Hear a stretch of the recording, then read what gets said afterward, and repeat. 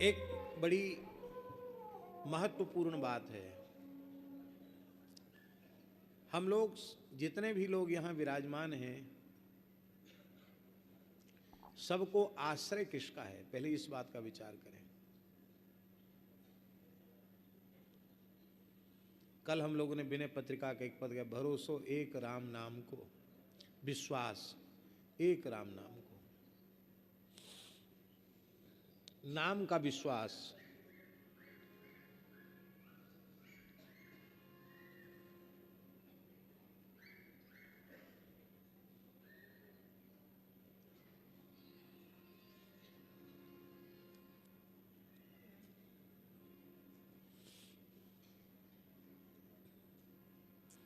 विश्वास की बड़ी भारी महिमा है। बिनु विश्वास भगत नहीं तेहि बिन द्रवहि न राम, राम कृपा बिनु सपने हूँ जीव न लह विश्राम। बहुत भारी विश्वास की महिमा है। इस मार्ग में विश्वास है। और विश्वास किसका है? यद्यपि एक हम विशेष बात निवेदन करें कि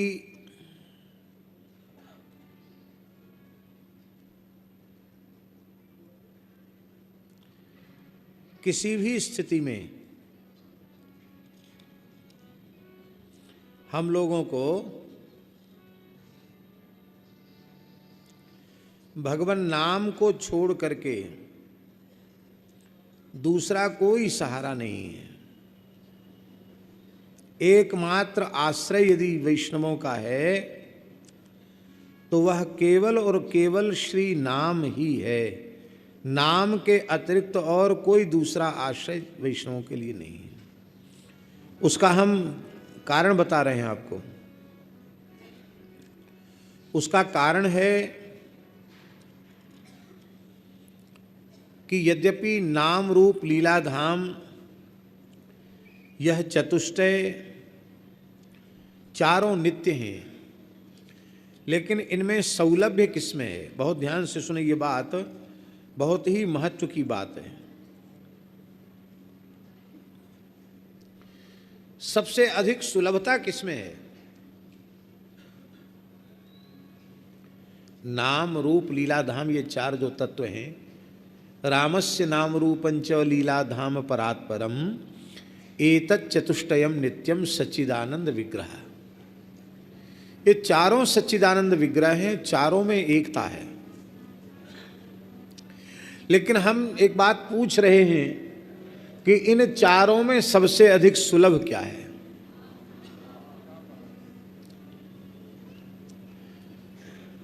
रामावतार के काल में जो लोग थे और जो अयोध्या में थे या मिथिला में थे, चित्रकूट में थे या भले ही किष्किंधा लंका में ही थे, पर जो राम जी के निकट थे उस काल में, उनको तो राम जी का दर्शन सुलभ हुआ। बाकी सब लोगों को क्या राम जी के अवतार काल में भी राम जी का दर्शन सुलभ हुआ? तो रामावतार के काल में भी रूप सुलभ नहीं हुआ है। कृष्णावतार के काल में भी रूप सुलभ सबको नहीं हो पाया। तो इस कराल कलिकाल में सबको रूप सुलभ कहां से हो जाएगा?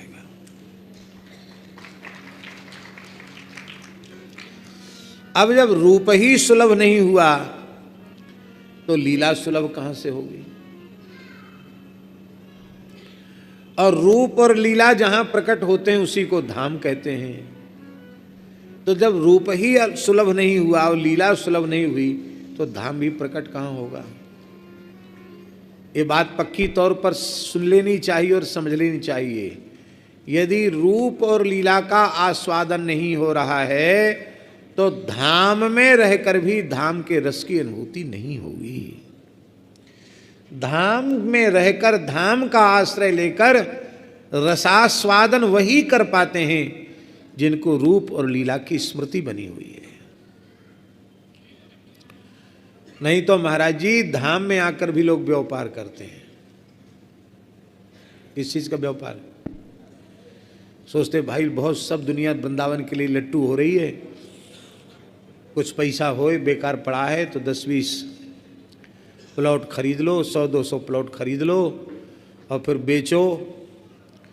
चाहे प्लॉट बेच लो, चाहे मकान बना के फ्लैट बना के बेच लो, तो अच्छी आमदनी हो जाएगी। भैया फ्लैट बना के बेचना है तो राजकोट अच्छा है,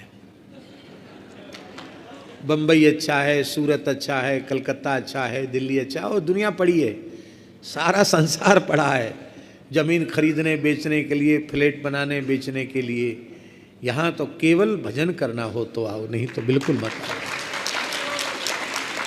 यहाँ प्रपंच करने की आवश्यकता नहीं। धाम में रहकर भी लोग धाम का स्वाद नहीं ले पाते।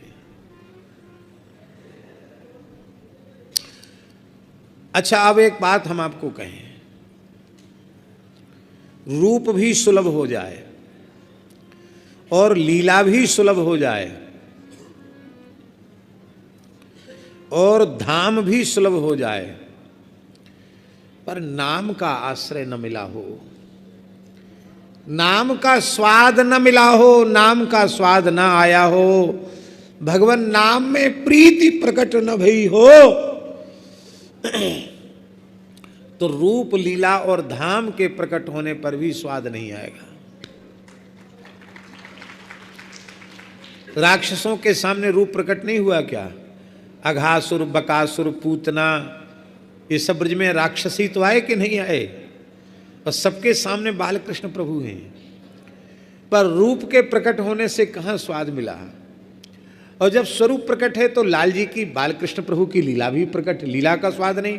और धाम तो है ही है, पर उन अभागों को न धाम का स्वाद मिला, न रूप का स्वाद मिला, न लीला का स्वाद मिला। क्यों नहीं मिला? उसका एकमात्र कारण कि वे नाम से विमुख थे।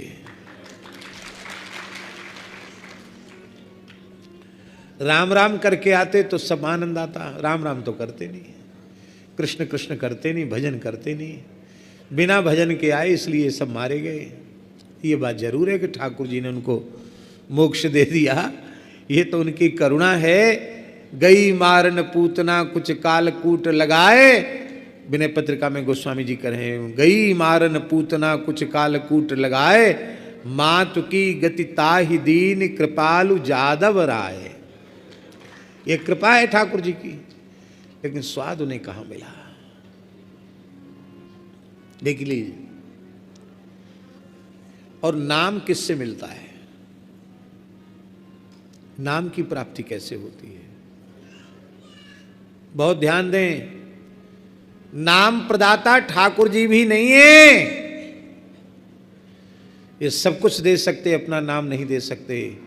जो नाम प्रदाता हैं उन्हीं को कहते हैं श्री सद्गुरु भगवान।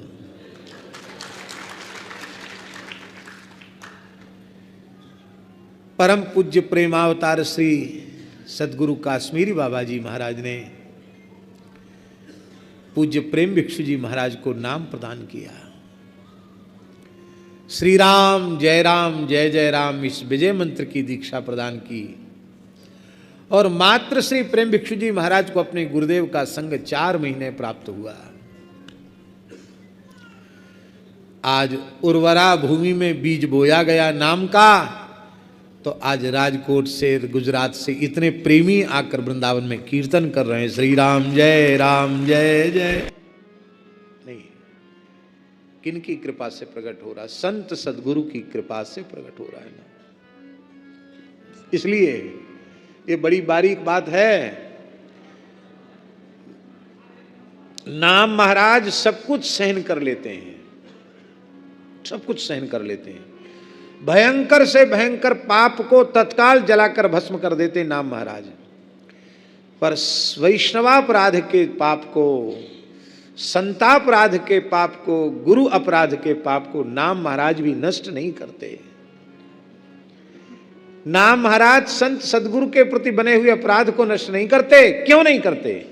इसलिए नहीं करते कि जिनकी कृपा से जीव को नाम प्राप्त होता है, उन संतों के प्रति कोई अपराध करे तो नाम महाराज भला कैसे क्षमा कर देंगे? इसलिए भैया संत सदगुरु के प्रति अपराध स्वप्न में भी न बने, भूल कर न बने। उनमें पूर्ण भगवत भाव की प्रतिष्ठा बनी रहे, स्वप्न में भी उनमें दोषानुसंधान न हो। प्रेम अवतार श्री गुरु महाराज जी की आरती गाते ना आप लोग। जब प्रेमावतार हैं गुरु तत्व, तो उनमें दोष कहां से आए? दोष हमारी बुद्धि में घुसे, हमारे अंतःकरण में घुसे हैं, और ये भाव रहेगा तो ही अपराध से बच पाएंगे।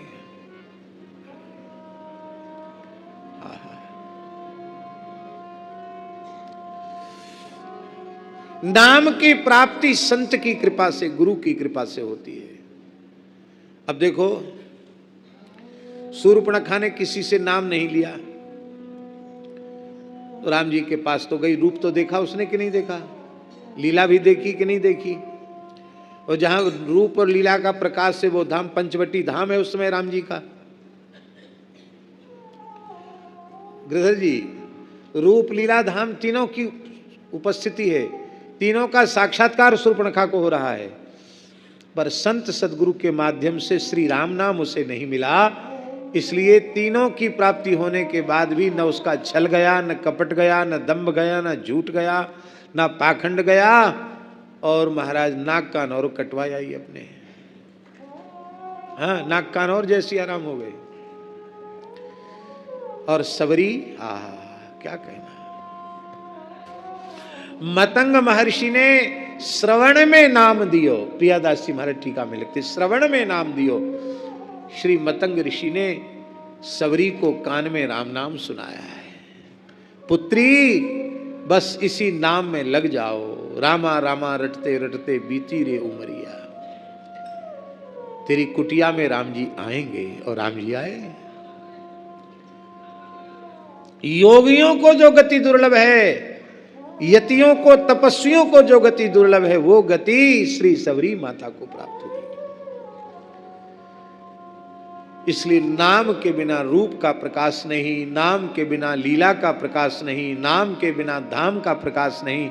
और प्रकाश हो भी कभी किसी के समक्ष, तो न रूप सबको सुलभ है, न लीला सबको सुलभ है, न धाम सबको सुलभ है। कितने दिन सोचते सोचते हो गए होंगे तब आप वृंदावन आए। मन में नहीं आता होगा कि हम वृंदावन चलें, वृंदावन चलें। कहां सुलभ हुआ? चलो वृंदावन तो, द्वारिका तो पास में, कितनी बार साल में द्वारिका जाते हो? ऐसा तो नहीं कि हर हफ्ते जाते हो, हर महीने जाते हो। धाम सुलभ नहीं है। पर दुनिया के किसी कोने में रहने वाला व्यक्ति श्री राम जय जय राम कीर्तन कर सकता है। दुनिया के किसी की कोने में रहने वाला व्यक्ति हरे कृष्ण कृष्ण कृष्ण हरे हरे, हरे राम राम राम हरे हरे, राधे कृष्ण कृष्ण कृष्ण राधे राधे, राधे श्याम श्याम श्याम राधे राधे, सीताराम राधे श्याम, दुनिया के किसी कोने में रहने वाला जप सकता है। इसलिए नाम सुलभ है सबको। और हमारे पूज्य गुरुदेव भक्तमाली जी कहते थे, पंडित जी श्रेष्ठ किसको कहते हैं? जिसमें सौलभ्य गुण हो। तो बोले ठाकुर जी के नाम में सौलभ्य गुण है, इसलिए ठाकुर जी से ठाकुर जी का नाम श्रेष्ठ है। ब्रह्म राम ते नाम बड़ बरदायक बरदान, रामचरित सतकोट महुलिय महेश जिय जान। नाम श्रेष्ठ है, नाम सबको सुलभ है।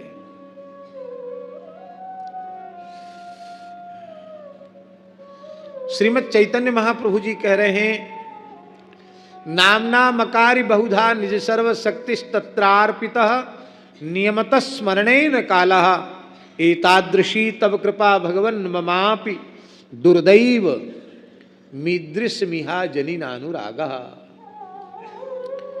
हे प्रभु, आपने अपनी संपूर्ण अचिंत्य सामर्थ्य को अपने नाम के द्वारा प्रकट कर दिया है। और नामस्मरण के लिए कोई काल का बंधन नहीं रखा।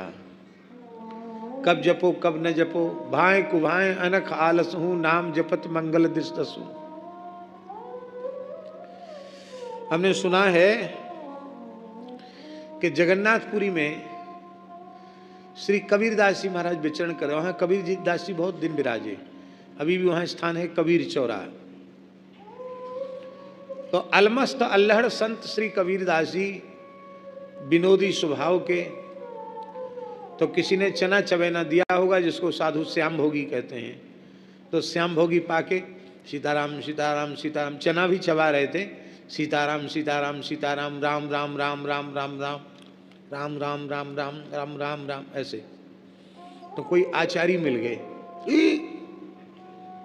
क्या करते हो, झूठे मुंह से नाम,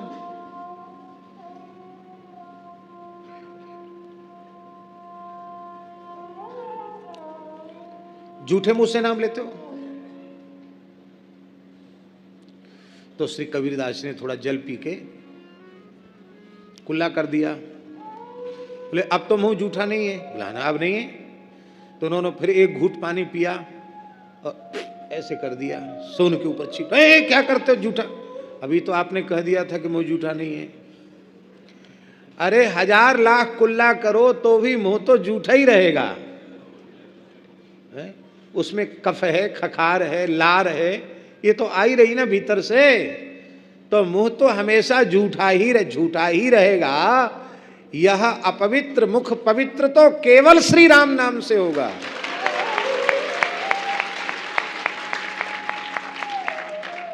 हमें याद नहीं है, शायद श्री ब्रजबिहारी दास जी को याद होगा,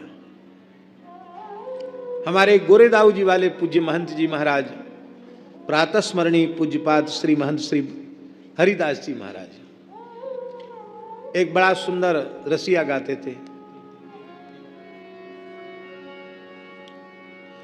मनुआ खेती करो राम नाम की, अरे मनुआ खेती करो राम नाम की, अरे मनुआ खेती करो राम नाम की।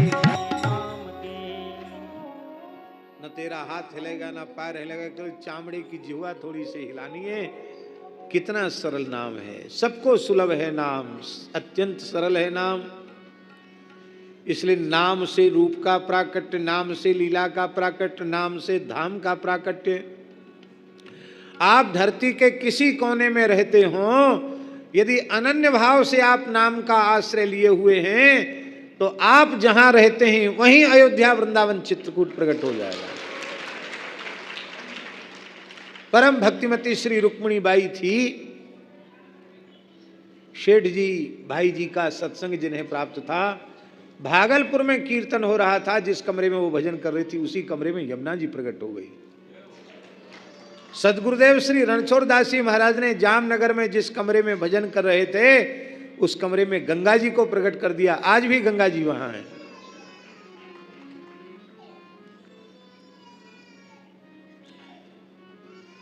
गिरधर जी, वृंदावन के बारे में ये पक्का है कि वृंदावनम परित्यज्य पादमेकम न गच्छति। वृंदावन के ठाकुर वृंदावन को छोड़कर एक पग आगे नहीं बढ़ाते हैं। द्वारिका कौन गए, बोले वो दूसरे गए द्वारिका, वो वृंदावन वाले तो वृंदावन में ही है। ऐसा केवल हमारे वृंदावन में नहीं है महाराज जी। अयोध्या वाले कहते हैं बाल भाव के उपासक की सरकार तो अवधेश के बालक चारि सदा तुलसी मन मंदिर में। अब ये सदा का अर्थ क्या है भाई? और कहीं की, मिथिला की, बक्सर की और किष्किंधा और लंका तक की यात्रा करेंगे तो सदा शब्द तो नहीं रहेगा। उनके रामलला 5 साल से बड़े होते ही नहीं, तो 5 साल से बड़े नहीं होते तो कहां जाएंगे? कहीं नहीं जाएंगे, वहीं खेलेंगे। बक्सर वाले भी दावा करते होंगे कि सरकार गुरु स्थान छोड़कर कहीं जाते नहीं हैं, और मिथिला वाले तो कहते ही हैं पहुना अब मिथिले में रहुना, और पहुना वहीं रह गए। श्री हर्षण कुंज सरकार के ठाकुर जी का तो नाम है श्री सिद्धि सदन बिहारिणी बिहारी जू। इसका मतलब है लक्ष्मी निधि की पत्नी जो सिद्धि महारानी हैं, ये किशोरी जी की भाभी और राम जी की सरहज। इतना प्रेम श्री लक्ष्मी निधि ने और उनकी गृहिणी ने दिया कि दुल्हा दुल्हन लौट के अयोध्या गई नहीं, आज भी कोहबर में ही विराजे हैं। वो भी कहते हैं, अरे जब ये लोग कहते हैं तो चित्रकूट वाले पीछे क्यों रहेंगे? गोस्वामी जी चित्रकूट वाले हैं, बोले चित्रकूट सब दिन बसत, सब दिन हमेशा रहते हैं। त्रेता के पहले भी बसत, सतयुग के पहले भी बसत, आज भी बसत और आगे भी बसत। चित्रकूट सब दिन बसत, प्रभु श्री अनुज समेत, राम नाम जप जाप कहीं, तुलसी अभिमत देत। तो क्या किष्किंधा वाले, लंका वाले, दंडकारण्य वाले दावा नहीं कर सकते कि राम जी हमको छोड़ के नहीं जाते? भैया यही तो भगवान की भगवत्ता है।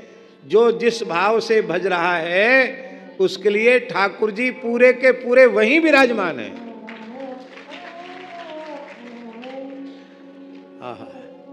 जो एक देशीय हो, उसमें गति और आगति हो, और जो सर्वगत सर्वरूप सर्वमय है, सर्वदेशीय है, उसकी गति आगति का निर्णय ये तो उनकी लीला है। गति गमनागमन उनकी लीला है। वस्तुतः वे तो विभु हैं, व्यापक हैं, सर्वत्र विराजमान हैं।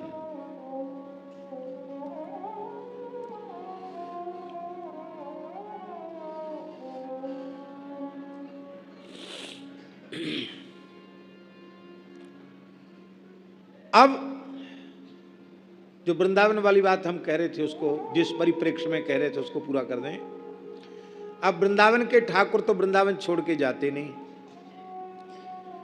और राजस्थान मेड़ता में बालिका मीरा, छोटी सी बच्ची मीरा, और वहीं से बचपन से ही भजन करना आरंभ कर दिया। अभी वृंदावन नहीं आई महाराज जी, और मीरा जी के कितने पदों में है, मीरा को प्रभु दर्शन दीना प्रेम नदी के तीरा। ये प्रेम नदी क्या है? श्री यमुना जी ही प्रेम नदी है। कहां मेड़ता में है यमुना जी? पर मीरा ने नाम के बल से मेड़ते में वृंदावन को प्रकट कर दिया, और जब मेड़ते में वृंदावन प्रकट हो गया तो वृंदावनम परित्यज्य पादमिकम न गच्छति, इसकी कोई भी संगति नहीं, इसकी संगति लग गई।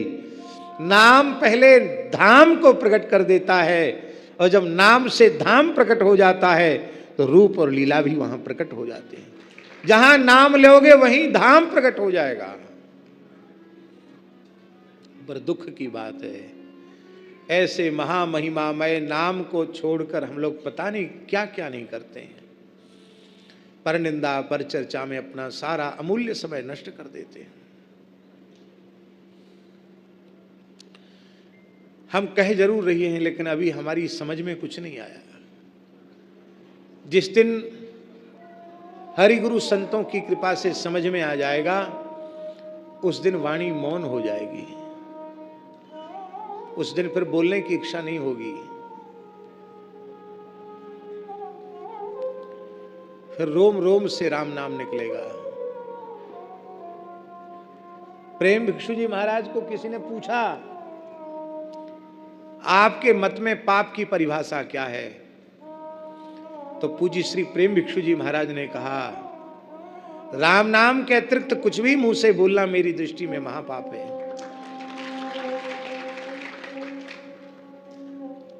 मौन हो जाएगा व्यक्ति, बोलना बंद कर देगा। हमारे जीवन का सबसे मूल्यवान समय बोलने में चला जाता है।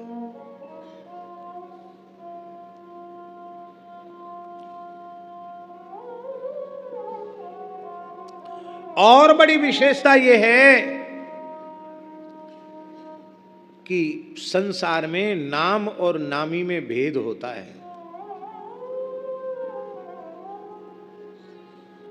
पर केवल और केवल भगवान नाम ऐसा है, भगवान ही ऐसे हैं जिनके नाम में और भगवान में भेद नहीं है। नाम और नामी में भेद नहीं, नाम और नामी में अभेद है।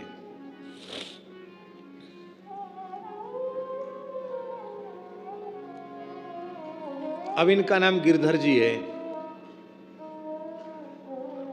उठाओ भाई पहाड़ उठाओ।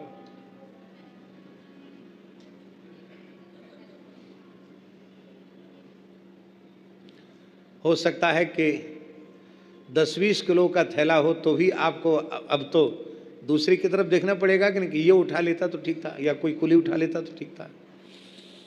तो आपको कहो कि भाई अब तो आपका गिरधर नाम बदलना पड़ेगा।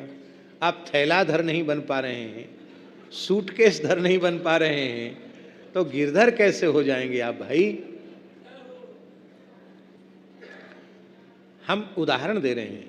नाम का अर्थ भगवान में ही घटित होता है, इसलिए नाम नामी में अभेद केवल भगवान में है, मनुष्य में संभव नहीं।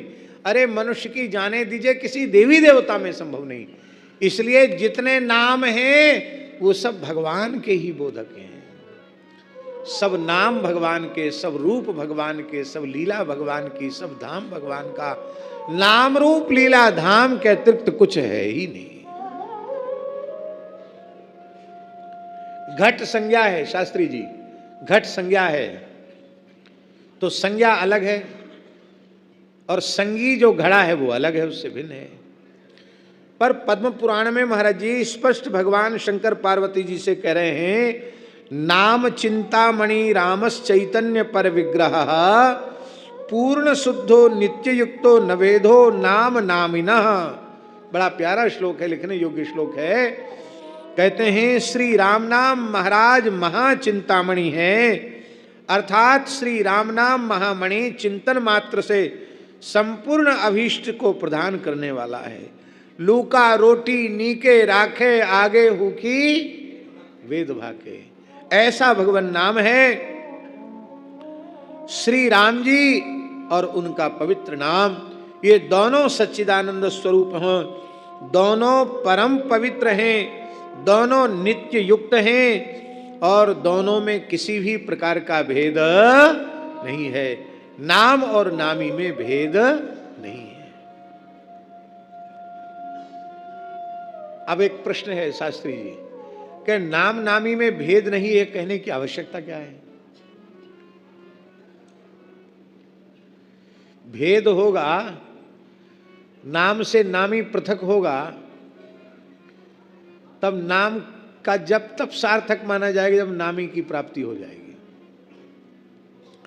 लेकिन नाम और नामी में अभेद है, इसके कहने का आशय यह है कि नाम की प्राप्ति साक्षात भगवान की प्राप्ति है। नाम नामी में अभेद का अर्थ क्या है? नाम की प्राप्ति भगवान की प्राप्ति है, रूप की प्राप्ति भगवान की प्राप्ति है, लीला की प्राप्ति भगवान की प्राप्ति है, और धाम की प्राप्ति भगवान की प्राप्ति है। आप लोग अनुभव करें, जितने समय तक वृंदावन में हैं उतने समय तक हम सबको ठाकुर जी श्री जी मिले हुए हैं। उतने समय के लिए सबको भगवत प्राप्ति हो गई। नाम नामी में भेद नहीं है। महाराज जी 24वीं चतुर्युगी के त्रेता में एक बार कौशल्या ने राम जी को प्रकट किया। 28वीं चतुर्युगी के द्वापर के अंत में एक बार देवकी ने, यशोदा ने श्री कृष्ण को प्रकट किया। किंतु कोई प्रेमी जब प्रेम से नाम जप करता है तो उसकी जिह्वा क्षण क्षण में कौशल्या बनकर राम जी को प्रकट करती है, क्षण क्षण में यशोदा और देवकी बनकर श्री कृष्ण को प्रकट करती है। इसलिए नाम जप से श्रेष्ठ कुछ भी नहीं है।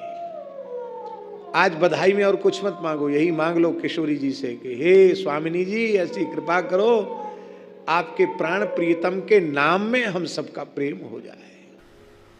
पटना में एक बड़े भक्त सेठ रहते थे। उन सेठ के पास एक ब्राह्मण देवता पहुंचे।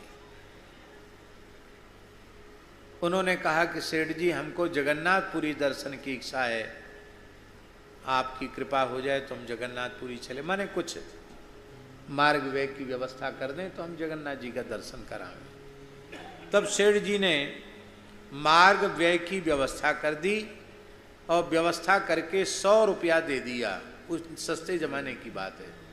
100 रुपया पंडित जी को दे दिया। बोले 100 रुपया तुम जगन्नाथ जी की सेवा में लगा देना हमारी तरफ से। बोले ठीक है। अब पंडित जी जहाँ होके जाते किसी न किसी संत के यहाँ रुकते तो उस रुपया में से संत सेवा कर देते। उस जमाने में बहुत सस्ते में आता था। 1 रुपए के मन भर तो चना आ जाते थे। 1 रुपए के 1 मन चना आ जाते थे। सस्ता जमाना था। तो 1 रुपया 2 रुपया वहीं भेंट कर देते। राशन पानी मंगा लो, साधुओं के भंडारे में काम आएगा। ऐसा होते होते 98 रुपया खर्च हो गए। कितने? अब बचे कितने? 2 रुपया। तो 2 रुपया उन्होंने जगन्नाथ जी को भेंट कर दिए। पुरी पहुंचकर 2 रुपया जगन्नाथ जी को भेंट कर दिए। रात्रि को जगन्नाथ जी ने पटना वाले सेठ जी को दर्शन दिया स्वप्न में, और दर्शन देकर कहा कि तुम्हारे 98 रुपये हमारे पास पहुंच गए हैं, हमने सेवा में स्वीकार कर लिए। कहकर ठाकुर जी अंतर्धान हो गए। सेठ जी को बड़ा आनंद हुआ कि चलो जगन्नाथ, हम तो गए नहीं जगन्नाथपुरी, पर जगन्नाथ जी का हमें दर्शन हो गया। और जगन्नाथ जी ने यह भी कह दिया कि हमने 98 रुपये तुम्हारे स्वीकार कर लिए। तो हमने तो 100 भेजे थे, पंडित जी ने 2 रुपये बचा लिए क्या? अथवा हो सकता है खर्च हो गए होंगे, ज़्यादा खर्च हो गया होगा, जो कुछ भी बात है। जब पंडित जी लौट के जगन्नाथ जी से आए, उनके लिए निर्माल्य प्रसाद, खाजा प्रसाद लेके आए, जगन्नाथ जी का पटका चीर लेके आए, सेठ जी को दिया। तो सेठ जी ने पूछा, कहो पंडित जी जगन्नाथ जी का दर्शन करके आए? बोले हाँ बहुत बढ़िया दर्शन हो गया। तो आप अन्यथा मत मानना, हमने जो सेवा दी थी वो अर्पित कर दी। सेवा करते हुए गए, 2 रुपये बचा था, वो 2 रुपये हमने जगन्नाथ जी को भेंट कर दिया। तब सेठ जी के नेत्रों से श्रुधार बहने लगी, पंडित जी की आंखों से वे श्रुधार बहने लगी। जितना धन साधु सेवा में गया उतना पूरा जगन्नाथ जी के पास पहुंच गया। 2 रुपया जगन्नाथ जी को दिया, वो जगन्नाथ जी ने कहा हमको नहीं मिला, पर 98 रुपये जो साधु सेवा में व्यय किया गया वो जगन्नाथ जी को मिल गया। गौ सेवा, ब्राह्मण सेवा, संत सेवा में जो कुछ भी आप करेंगे वो सीधे भगवान तक पहुंच जाएगा। तो श्री नरसिंह जी ने हुंडी लिखी। सिद्धि परम श्री शोभा धाम, श्री द्वारिका धाम निवासी प्रियतम प्राणाधार सेठ श्री सांवल शाह जी वसुदेव जी को जूनागढ़ से लिखी नरसिंह दास की राम राम वांछना। आगे यह निवेदन है कि इन साधुओं से नगद 700 रुपये आपके नाम से हमने ले लिए हैं और ये हुंडी लिख दी ताकि सनद रहे और समय पर ये काम आवे। आप हुंडी पत्र के मिलते ही कृपा करके इनको 700 नगद स्वर्ण मुद्राओं का भुगतान कर देना जी। आपका दास नरसिंह दास। साधुजन हुंडी मिलते ही द्वारिका धाम पहुंचे और वहां सांवल शाह जी मिले नहीं। खोजते खोजते थक गए, नहीं मिले। क्यों नहीं मिले? जब तक साधक स्वयं पुरुषार्थ करता है भगवत प्राप्ति का, तब तक भगवान नहीं मिलते। जब साधन करते करते चकनाचूर हो जाता है थक करके और सोचता है हमारे साधन में ऐसी सामर्थ्य कहाँ, करोड़ कल्प तक भी साधन करें तो भगवत दर्शन नहीं होगा। ये दर्शन तो कृपा के अधीन है। हे नाथ, हे मेरे नाथ, मैं आपकी शरण में हूँ। आप ही मेरे एकमात्र करुणामय स्वामी हैं। आप अपनी ओर से कृपा करके मुझे मिल जाएं तो संभव है। हमारी ऐसी सामर्थ्य कहाँ। इस प्रकार से दीनहीन होकर आर्त होकर पुकारता है तब मिलते। दूसरी बात ये थी मिलने में विलंब की कि जब सांवल शाह की गद्दी नहीं मिली तो वो लोग सब नरसिंह जी को बुरा भला कहने लगे। भगवान ने सोचा कि जितना हमारे भक्त को गाली पढ़ोगे उतना दूर हम चलते चले जाएंगे। अंत में दो दल हो गए, कुछ ऐसे भी हो गए वो कहने लगे रे भाई, वो तो बेचारे भगत जी बार बार हाथ जोड़ रहे थे, शपथ खा रहे थे कि मैं हुंडी का काम नहीं करता, हम लोगों ने हठात बलात दिए हैं, तो भगत जी को गाली देने से कोई फायदा, नरसिंह जी के लिए बुरा भला मत कहो। अब सब हारे थके गोमती सागर संगम पर पड़े थे, तब ठाकुर जी ने देखा अब ये थक कर चूर हो गए, आर्त हो गए, अब इन्हें दर्शन देना चाहिए। तब श्री ठाकुर जी पधारे। साह को स्वरूप करी आए कांधी, थैली धरे कौन पास हुंडी, दाम लीजिए गनाए। सेठ का रूप धारण करके, सांवल सेठ का रूप धारण करके ठाकुर जी आए। बोले हुंडी गिनाओ भाई, किसके पास हुंडी है? नरसिंह जी की हुंडी कौन लेके आया है? तब बोल उठे ढूंढिहारे।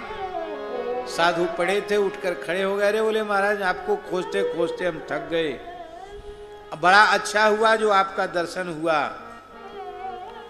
और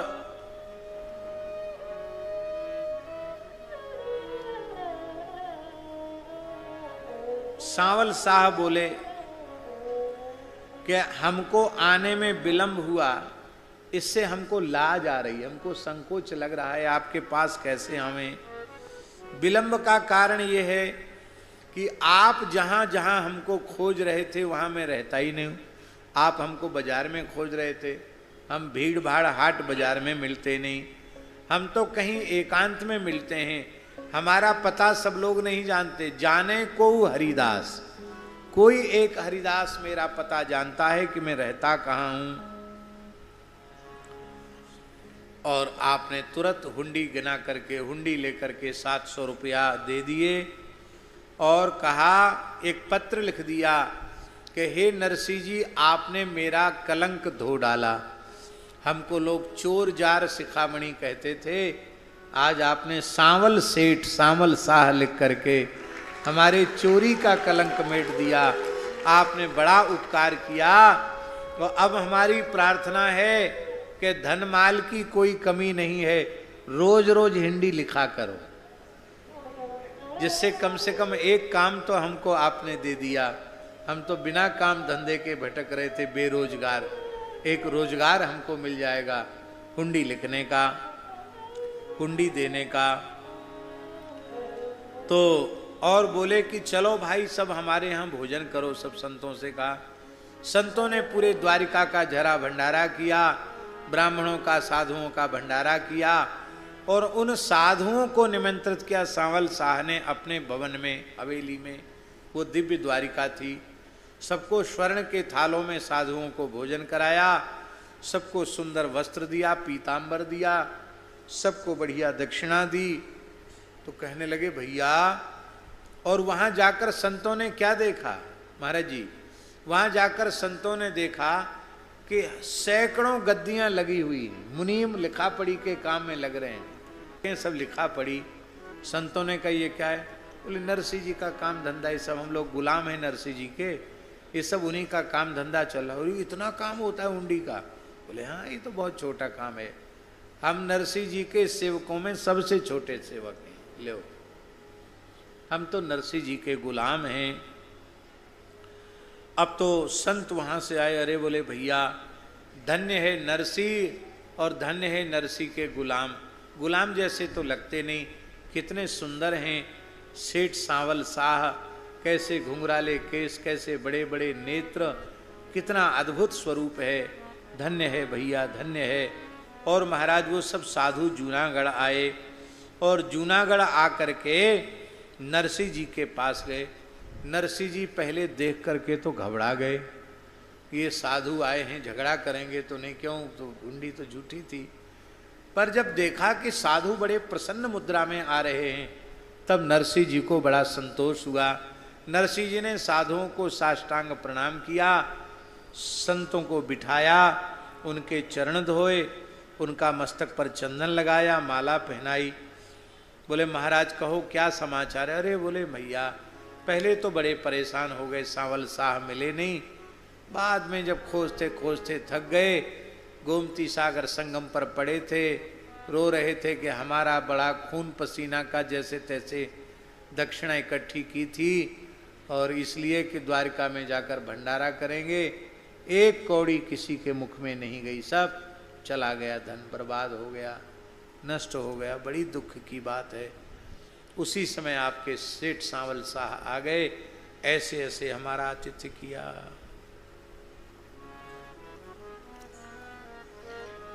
कैसा भंडारा हुआ और कैसे उन्होंने अपनी हवेली में हम सबको भोजन कराया, कैसा उनका ऐश्वर्य था। अब नरसिंह जी के अश्रुधार बहने लग गई। नरसिंह जी रो रहे हैं और सुन रहे हैं। सिद्ध श्री जूनागढ़ साह सिरताज भक्तराज नरसिंह सो जय जय नरसिंह की है। कुशल यहाँ पे सब आप हु कुशल हम, संतन सो जाने सब वाज कहानी की है। हुंडी के रुपया रोक 700 गुनाए दीने, खोटी नाह कीनी न लगाई बात फीकी है। जान के गुमास्ता जरूर याद कीजो हमें, काम काज लिखियो दुकान आप ही की है। ये आपकी दुकान है, ऐसी लिखा करो। अब तो महाराज जी संतों को पता चल गया कि वो सांवल शाह कोई दूसरे नहीं, साक्षात द्वारकाधीश श्री कृष्ण थे। अब तो संतों ने नरसिंह जी के चरण पकड़ लिए, बोले भगवान हमारा साधु बनना, घर छोड़ना, विरक्त बाबाजी होना सफल हो गया। आपके पास पहुंचने से मुझे भगवान का दर्शन हो गया और अब हमारे सब तीर्थ धाम हो गए। अब तो आपका घर छोड़ के हम कहीं जाएंगे नहीं, यहीं रहेंगे, सेवा करेंगे, यहीं रहेंगे। जो जाना चाहते थे वो चले गए, जो रहना चाहते थे वो वहां रह गए। और कहीं सारे गामा पाधा निशा सीखने में ही जीवन चला गया तो गाओगे कब?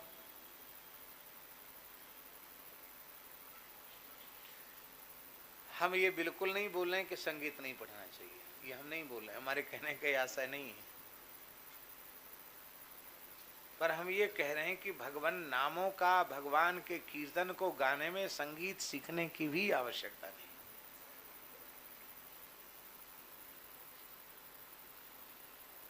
आपके हृदय में प्रेम होवे तो आप गाओ, और प्रेमी सदा गाता ही है। और हम तो समझते हैं कि शायद संसार में कोई ऐसा कंसुरा बेसुरा आदमी भी नहीं होगा जो कभी कुछ न कुछ गाए नहीं, जो कुछ भी गाना नहीं जानता, एकदम खराब स्वर वाला कंसुर है, न ताल का ज्ञान न स्वर का ज्ञान। वो भी भले ही चाहे स्नान करते समय गाने लग जाए, बाथरूम में ही गाने लग जाए, पर गाना गाएगा जरूर। जब उसको भीतर से तरंग आएगी कुछ न कुछ गाने लग जाएगा। गाते तो सब है। राग का बोध न हो कोई चिंता की बात नहीं, आपके हृदय में अनुराग होना चाहिए। अनुराग होगा तो राग अपने आप आ जाएगा। गौरांग जी, हमारे ब्रज के संतों ने किसी संगीत विद्यालय में जाकर विशारद नहीं किया था। श्री सूरदास जी, परमानंद दास जी, नंददास जी, कृष्णदास जी, कुंभनदास जी, चतुर्भुजदास जी, ये किस संगीत विद्यालय में पढ़ने गए थे? बोलो, कहीं पढ़ने गए? किसी से कुछ सीखा? पर श्री कृष्ण के प्रति अनुराग है तो सारी राग रागनी अपने आप उनके भीतर प्रकट हो।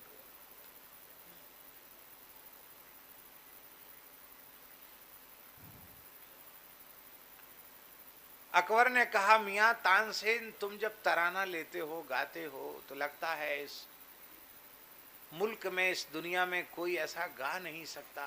बहुत खूबसूरत गाते हो, क्या बढ़िया गाते हो। प्रशंसा के पुल बांधने लग गया। बोले जहां पनाह में ना चीज क्या गाऊंगा आपके सामने। गाते तो श्रीनाथ जी के सामने श्री कुंभन दास जी हैं, एक ब्रज के जमनाम थे गाम के भोले भाले ब्रजवासी हैं, पर क्या गाते हैं, क्या स्वर है उनका। अरे बोले उनको बुलाओ हमारे दरबार में गाने के लिए। बोले वो किसी राजा महाराजा बादशाह के दरबार में गाने वाले हैं, तो श्रीनाथ जी के कीर्तनिया है, तो नहीं गाने आएंगे। तो बोले अकबर ने राजदूत भेजा, बोले कि वो नहीं आ सकते हैं, तो मैं उनके पास गाना सुनने आना चाहता हूँ, उनकी अनुमति हो। सेवक आ गया। कुंभन दास जी ने विचार किया कि बादशाह आएगा, फौज पलटन आएगी, रजोगुणी तमोगुणी लोग आएंगे, पता नहीं क्या उठपटांग खाएंगे पिएंगे, ब्रज की भूमि दूषित होगी, ब्रजवासियों को, संतों को, पशु पक्षियों को पीड़ा होगी, इसलिए सबको पीड़ा न हो, इससे अच्छा है कि मैं अकेले ही कष्ट सहन कर लूं। तो उन्होंने कहा कि नहीं, बादशाह को आने की आवश्यकता नहीं है। फतेहपुर सीकरी में अकबर था, बोले हम ही आ जाएंगे। कब आएंगे, तो समय बता दिया। तो हम वाहन आ जाएगा, बोले नहीं नहीं वाहन नहीं, हमारे पास व्यवस्था है, हम आ जाएंगे। बादशाह के दूत ने यही समझा कि इनके पास कोई वाहन होगा, पर कुंभनदास जी तो बहुत अकिंचन थे। गिरिराज जी से पैदल चले फतेहपुर सीकरी के लिए, और पैदल चलते चलते दोपहर श्रीनाथ जी की मंगला करके चले और पहुंच गए वहां। फटी पुरानी सी धोती, फटी पुरानी सी अचकन और पुराने कपड़े की बंधी हुई फटी पुरानी सी पाग, टूटी फूटी जूतियां, यही उनकी वेशभूषा थी। और वे वहां पहुंच गए। आश्चर्यचकित हो गया अकबर कि एक इतना बड़ा गवैया, इतना सामान्य। आइए आइए कुंभन दास जी आइए। लोगों ने कहा बादशाह सलामत को सलाम कीजिए। आप खड़े रहे, बेचारे भोले भाले पहली बार आए थे। बोले भैया अकबर जय श्री कृष्ण। और कहा कहें बेचारे, भैया अकबर जय श्री कृष्ण। अच्छा अच्छा बाबा साहब बैठिए बैठिए बैठिए, कुछ सुनाइए। अकबर नहीं बोला जय श्री कृष्ण। अच्छा बाबा साहब बैठिए, बैठ गए। गाइए। तानपुरा पखावज सब वाद्य तैयार हो गए, स्वर लहरी चालू हो गई। कुंभन दास जी से कहा गाइए। अब उनको गाने का मन नहीं। अच्छे से अच्छा गवैया हो, गाने का मन न हो तो गा नहीं सकता। वो श्रीनाथ जी के सामने गाते, बादशाह के सामने क्या गाएं। लेकिन उनको मन में आया कि गाना का मन न हो तो भी तो गाना पड़ेगा। क्यों? जब तक गाएंगे नहीं तब तक यहां से छुट्टी नहीं मिलेगी। छुट्टी नहीं मिलेगी तो हम फिर लौटकर श्रीनाथ जी की सेवा में कैसे जाएंगे। अरे मंगला करके चले, कम से कम संध्या तक पहुंच तो जाएं, शयन दर्शन तो हो जाए श्रीनाथ जी का। तब आपने गाया, क्या गाया, बड़ा सुंदर।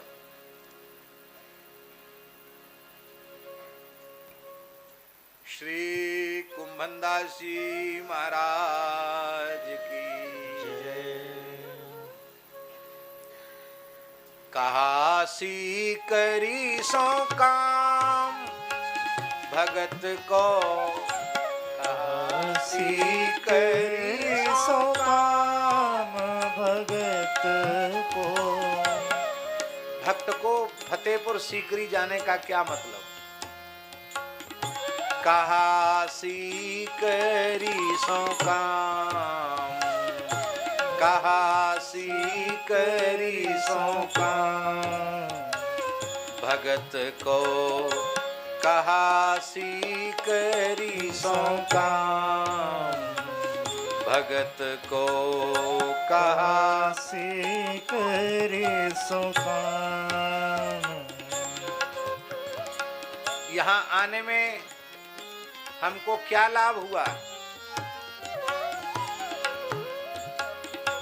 आवत जात पनहिया टूटी, आवत जात पनहिया टूटी, बिसर गयो हरि नाम भगत को, बिसर गयो हरि नाम भगत को, काशी करी सो काम भगत को काशी करी सो काम।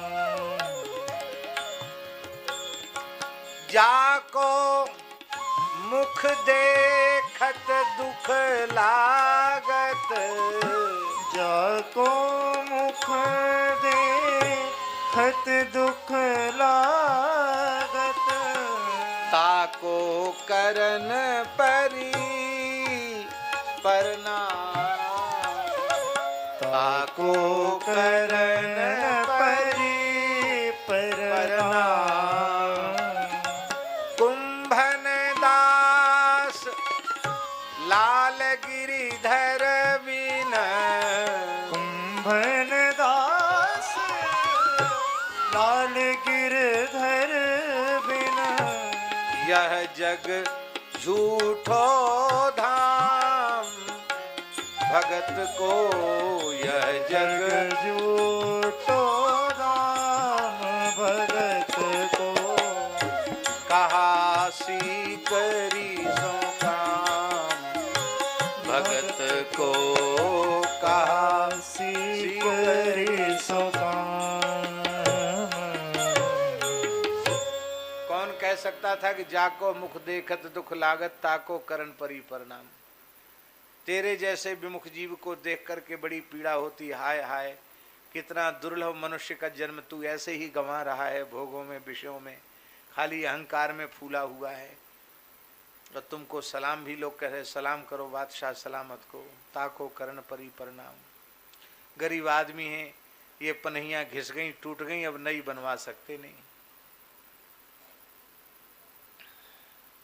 और तू अपनी चमक दमक दिखा रहा, बादशाही ठाट बाट दिखा रहा है। कुंभन दास लाल गिरिधर बिन, यह जग झूठो धाम, ये सब झूठा है, इसको तू क्या मुझे दिखाता है?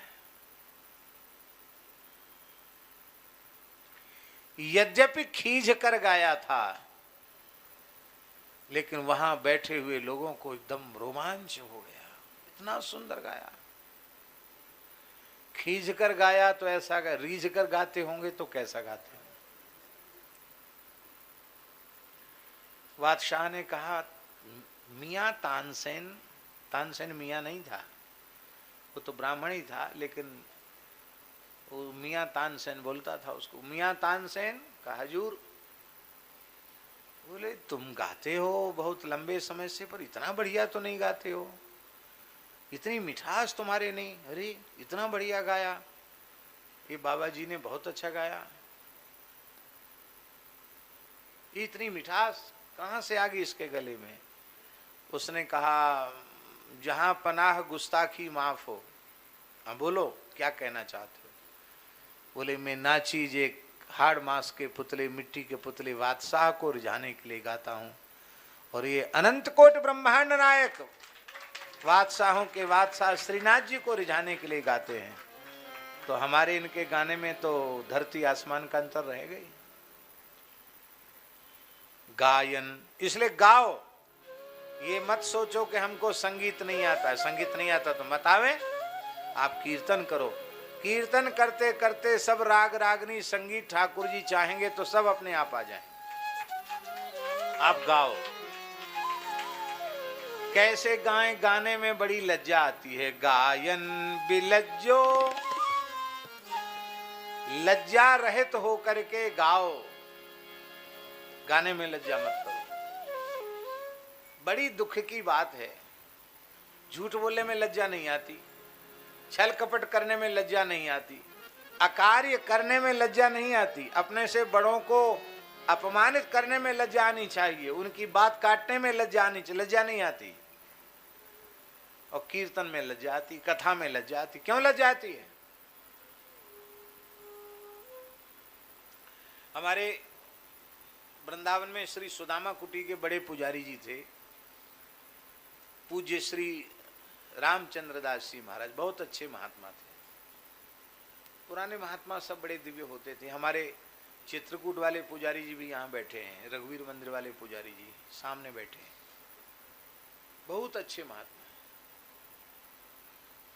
ऐसे अंतर्मुखी वृत्ति के नाम जापक महात्मा इस समय मिलना अत्यंत दुर्लभ है। ऐसे समय सामने नाम नहीं लेना चाहिए, लेकिन अब आगे मुंह पे बात तो हमने बोल दिया, सामने बैठे।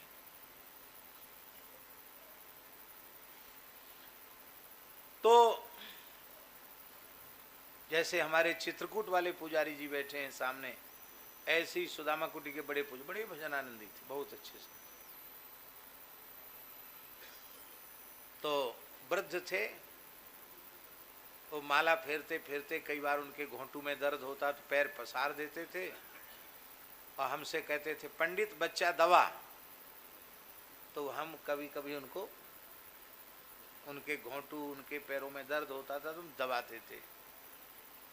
और अब इतना उनका भारी शरीर था कि उनको हमारे दबाने से फर्क ही नहीं पड़ता। कहते अरे पंडित क्या बुढ़िया गाय का बच्चा है क्या? अरे खूब जोर लगा तो ताकत लगाते थे। उस समय कुछ कुछ वो सुनाते थे, तो उनके मुख से सुनाई हुई एक बात सुना रहा हूँ आपको।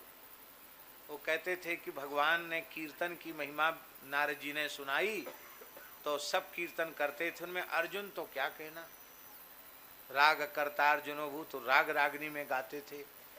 और युधिष्ठिर को भी गाना अच्छा आता था, अर्जुन को भी गाना आता था, नकुल सहदेव भी स्वर में गाते थे। पर भीमसेन जब गाते थे तो सबका बंद हो जाता था, बजाने वालों का बजाना बंद, बाजे वालों का बाजा बंद, उनके स्वर से किसी का मेले ही नहीं खावे। तो लोग कहते अरे भाई तुम कीर्तन में मत बैठा करो, तुम ऐसा बेसुरा गाते हो, इतना जोर का चिल्लाते हो, सब बंद हो जाता, तुम मत गाया। अरे बोले नारद जी सबको कीर्तन की महिमा समझा के गए, हम कीर्तन नहीं करें। अरे नहीं, तुम केवल सुनो। युधिष्ठिर ने आज्ञा कर दी कि तुम जो है राग ताल में चूक जाते हो, बहुत जोर से चिल्लाते हो, सबका कान में दर्द होने लग जाता है, तो तुम इतना जोर से मत चिल्लाया करो, एकांत में गाया करो। तो भीमसेन कीर्तन करने के लिए जमुना किनारे चले जाते, बोलो वृंदावन बिहारी। वहीं एकांत में बैठकर जोर से गाते थे। संजोग की बात है, एक दिन एक धोबी पहुंच गया, उन्होंने बहुत जोर से डांटा, अरे तू क्यों आया? मैं एकांत में बैठकर गा रहा था, तू क्यों आया? बोले सरकार माफ करना, हमारा गधा खो गया था। बहुत दूर से आवाज आई, हमको लगा कि कहां से, इधर से आवाज आ रही है, भाग यहां से। तो भीमसेन ने ललकार को उसको भगा तो दिया, लेकिन मन में बड़े दुखी हो गए कि बताओ, भले ही झूठ बोल रहा हो, मजाक कर रहा हो, लेकिन देखो हमारा स्वर बिल्कुल ठीक नहीं। बताओ धोबी आ गया कहने के हम तो आवाज सुन के आए हैं, गधा हमारा खो गया। तो बड़े दुखी हो गए, लौट के वहां से आए।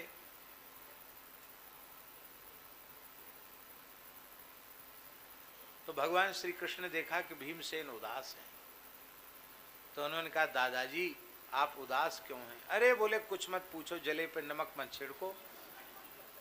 देखो सब ऋषि मुनि महात्मा बताते हैं कि तुम सर्व समर्थ परमात्मा हो, नारायण हो, तुमने सबको सब कुछ दिया, हमको भी बहुत कुछ दिया, पर हमको स्वर नहीं दिया, हमको संगीत नहीं दिया। नारद जी तो कहते कीर्तन करो, हम कीर्तन करते तो न घर में कोई कीर्तन करने दे, एकांत में कीर्तन कर रहे थे, आज ये घटना घट गई। बताओ ऐसा स्वर है हमारा, गधे जैसा स्वर है क्या? भगवान बोले तो संयोग की बात है। देखो, कोई राजी हो न हो, तुम्हारे संगीत से, तुम्हारे कीर्तन से हम राजी हैं, हम प्रसन्न हैं। तो तुमको गा बजाकर दुनिया को रिझाना है कि मुझे रिझाना, ये बताओ। किसको रिझाना है? यदि किसी संगीत सभा में प्रस्तुति देनी हो तो पहले से अभ्यास करो कि कहीं ताल न चूक जाए, कहीं स्वर न चूक जाए। और भगवान को रिझाना है तो आपके मन का जो भाव है उससे गाओ बजाओ, भगवान को रिझाओ। कृष्ण कुमार जी, मामा जी हारमोनियम तो खुद बजा लेते थे, और कोई भी व्यक्ति तबला नहीं वाला तो ढोलक वाला हो, कोई एक व्यक्ति बजा दे, और वे कोई शास्त्रीय नहीं गाते थे, सुगम ही गाते थे। लेकिन अब अधिक गाने से गला भी थोड़ा फटा जैसा रहता था, लेकिन उसमें भी इतनी मिठास, इतनी मिठास कि जैसी वो जय सीताराम सीताराम जय सीता राम राधे श्याम जय राधे श्याम जय सीताराम जय सीताराम राधे श्याम जय राधे श्याम सीताराम जय सीता राम सीता राम जय सीता राम राधे श्याम जय राधे श्याम राधे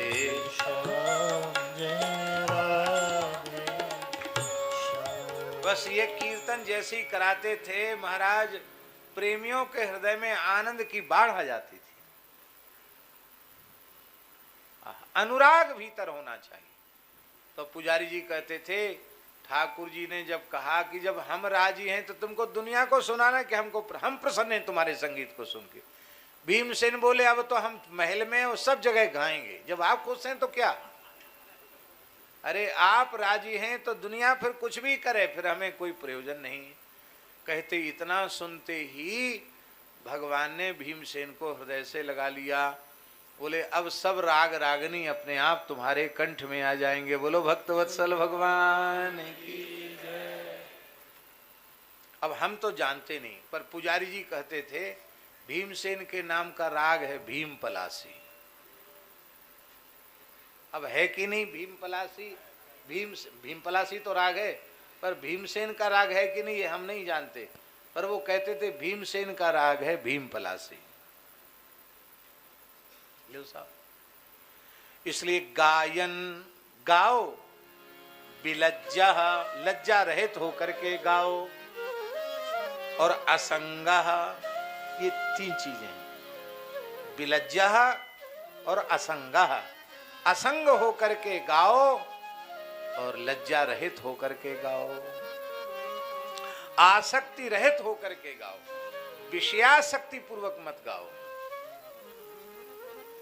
आप किसी विषय की, वस्तु की, पदार्थ की कामना करके गा रहे हो तो आप भगवान को नहीं गा रहे हो, क्योंकि भगवान तो माध्यम हो गए, वस्तु आपका लक्ष्य हो गई। भगवान साधन हो गए, वस्तु साध्य हो गई। इसलिए असंगा, शरीर संसार में अनासक्त हो करके गाओ। गायन बिलज्जो विचरे दसंगा, लज्जा रहित होकर के गाओ और असंग होकर के विचरण करो।